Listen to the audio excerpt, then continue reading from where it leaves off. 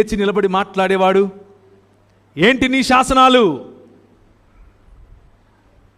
ఏంటి నీ పద్ధతులు, దేవుని రాజ్యం ఏది అని అడిగేటటువంటి వాడేడి. అందుకు ఆయనను చంపబోయారు. ఆయన వెళ్ళాడు, ఒక వాగు దగ్గరికి వెళ్ళాడు. ప్రతిరోజు కాకోలముల చేత ప్రభు ఆయనకు చికెన్ బిర్యానీ తినిపించాడు. ఒకరోజు ఇలాగే తింటూ ఉంటే ఆయన అన్నాడు, సరే ఒక పని చేయి, సారేపతికెళ్ళు అని అన్నాడు.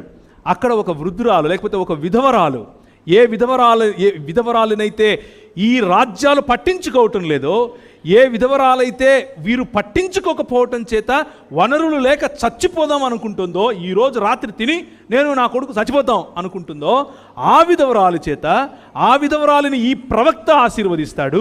ఈ ప్రవక్తకు ఆ విధవరాలు భోజనం పెడుతుంది. That is the synergy of the Kingdom of God. దేవుని రాజ్యములో ఉండేటటువంటి సినర్జీ.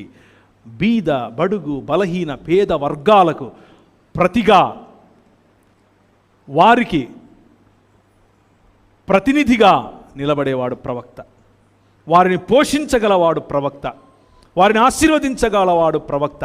వారి చేత పోషింపబడటానికి దేవుని యొక్క తగ్గింపుదనాన్ని ధరించుకునేవాడు ప్రవక్త. అంత మాత్రమే కాదు, ఇంకొక ప్రవక్త ఉన్నాడు, ఆమోస్ గారు. అక్కడి నుంచి వస్తున్నారు.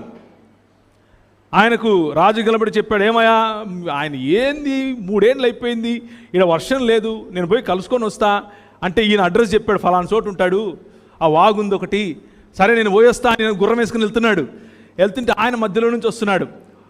ఈయన చెప్పడానికి గల కారణం ఏంటంటే, ఆయన మధ్యలో నుంచి వచ్చి, ఏమయ్యా మీ రాజు బాగున్నాడా, నేను చెప్పినా కదా వర్షం పడదు, మీకు అర్థం కావట్లేదు, నిజమైన కింగ్ మీ రాజు కాదు, నా వెనకున్నాడు, ద ట్రూ కింగ్ అని చెప్తే, సరే కానీ మీ రాజుకు చెప్పు, నన్ను వచ్చి కలవమని చెప్పి నేను అక్కడ ఉంటాను.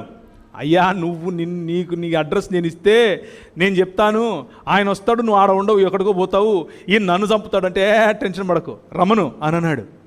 ఈయన వస్తున్నాడు, రాజులు దిగొస్తారు ఎవరితో మాట్లాడటానికి?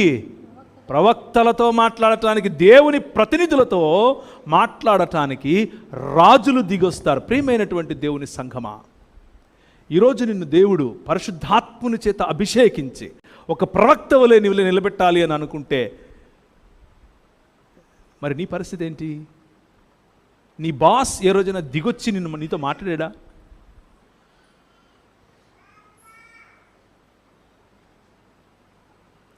లేదు బ్రదర్, అదంతా ఓన్లీ ఈ 4 గోడల మధ్య బ్రదర్, ఇక్కడ నుంచి బయటికి వెళ్తే మళ్ళీ వేరే బ్రదర్, సిమ్ కార్డు మార్చేస్తాం అంటారా?